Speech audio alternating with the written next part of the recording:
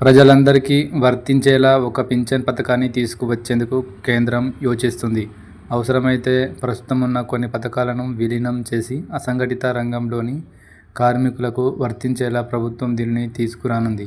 కార్మిక, ఉపాధి కల్పన శాఖ వర్గాలు బుధవారం వెల్లడించాయి. నిర్మాణ రంగ కార్మికులు, ఇళ్లలో పనులు చేసేవారు, గిగ్ వర్కర్లు వంటి వారికి ప్రభుత్వం నిర్వహణలోని కొన్ని పథకాలు అందడం లేదు. కొత్తగా రాబోయే సార్వత్రిక పథకం ఇలాంటి వారితో పాటు స్వయం ఉపాధి పొందుతున్న వారికి వర్తించనుంది.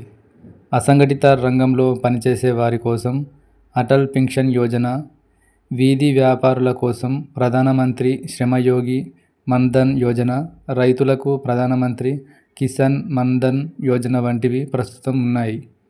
పదవీ విరమణ తర్వాత నెలకు రూ.1000 నుంచి రూ.3000 వీటి కింద అందుకునేందుకు పౌరులు నెలవారీగా రూ.55, రూ.200 వరకు చెల్లిస్తుండగా ప్రభుత్వం అంతే మొత్తాలను జమ చేస్తుంది.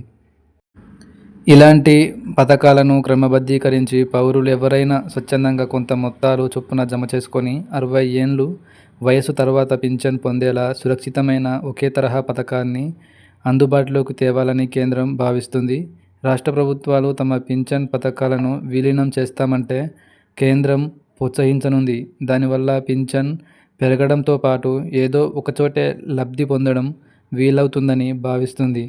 భవనాలు, ఇతర నిర్మాణ కార్మికుల చట్టం కింద వసూలు చేసిన సెస్సును నిర్మాణ రంగ కార్మికుల పింఛన్ల కోసం ఉపయోగించుకోవాలని చూస్తుంది. చైనా, అమెరికా, కెనడా, రష్యా తదితర దేశాలు పింఛన్లు, ఆరోగ్య పరిరక్షణను, నిరుద్యోగులకు ప్రయోజనాలను కల్పించే సామాజిక భద్రతా వ్యవస్థల్ని తీర్చిదిద్దాయి.